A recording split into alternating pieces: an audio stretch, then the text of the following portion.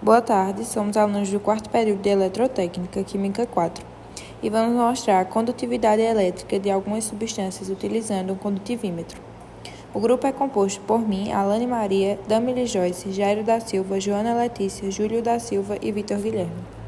As minhas substâncias escolhidas foram sabão em pó e tempero de miojo.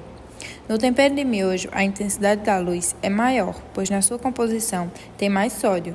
Já no sabão em pó, a intensidade foi mais baixa, apesar de também ter sódio na sua composição. As duas substâncias são diluídas em H2O e são iônicas.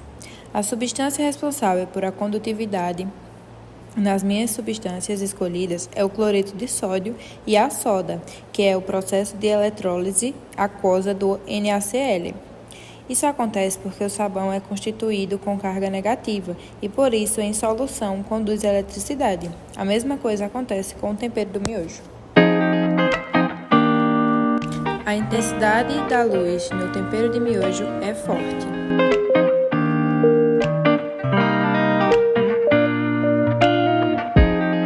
A intensidade da luz no sabão em pó é de média para baixa.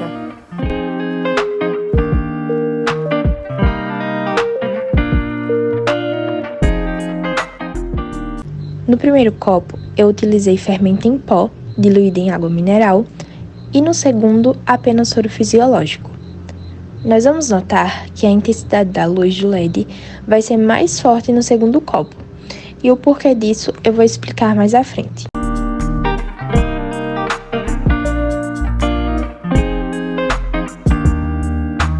Na amostra de fermento em pó químico, diluído em água, a luz acendeu fracamente, mas ainda assim conduziu a eletricidade.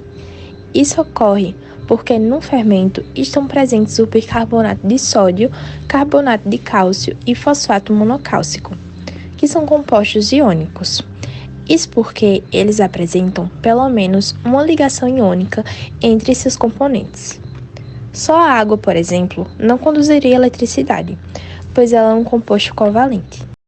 Como podemos perceber no vídeo, a intensidade do LED foi mais forte na amostra de soro fisiológico. Isso acontece porque em sua composição estão presentes apenas o cloreto de sódio e água purificada, tornando o soro concentrado em substâncias iônicas e que conduzem eletricidade com facilidade. As amostras escolhidas para o experimento foram açafrão e coloral. Por que isso aconteceu? Bom, o açafrão da terra contém uma substância chamada curcumina, cuja fórmula é C21H20O6 e é um indicador natural de ácido base, utilizada como indicador de pH. Ela é uma solução ácida por ter um pH menor que 7,4. Então, ao se diluir em água, produz uma condutividade mediana.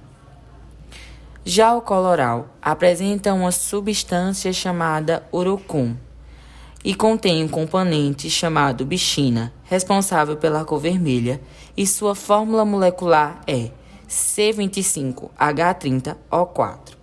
E ele também é uma solução ácida e, ao se diluir em água, produz uma condutividade alta.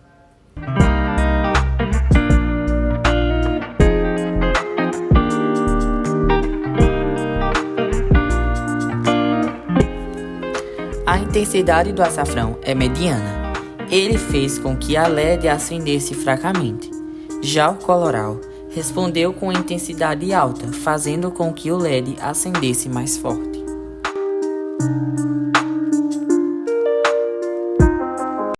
As substâncias que eu escolhi foi a água sanitária e o sal.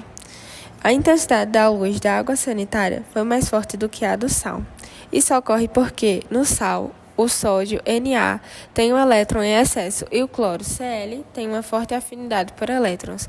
Quando ocorre a solvatação, o sódio perde um elétron para o cloro, formando os íons Cl- e Na+. A presença destes íons na água ajuda na condutividade. O sal é um composto iônico formado pelos íons de cloro e sódio. Por isso, a luz acende, mas não tão intensa quanto a da água sanitária.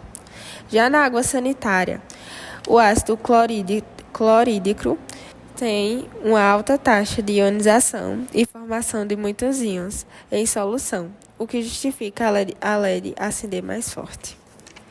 A água sanitária libera energia porque é uma mistura de hipoclorito de sódio dissolvido em água. Com isso, ocorre a liberação de íons na água.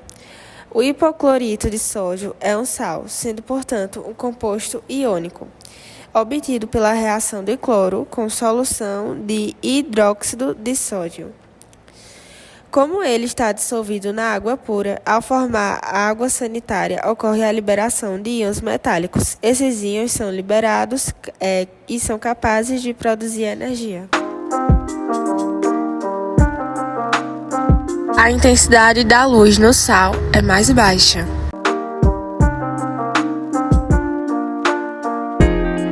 A intensidade da luz na água sanitária é maior.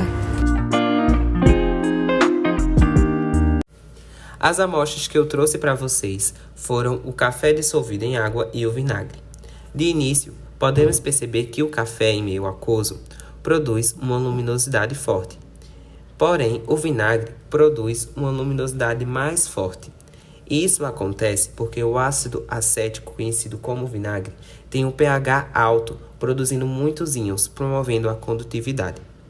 E o café, quando dissolvido em água, teria uma condução elétrica, pois também seriam formados íons que iriam conduzir essa eletricidade. Porém, o ácido acético tem uma capacidade de dissociação boa, e por ele ser um ácido carboxílico, ele se dissocia, conduzindo bem a eletricidade. Na água da torneira, primeiramente, a intensidade da luminosidade foi relativamente baixa, devido à presença pequena de íons dissolvidos na água.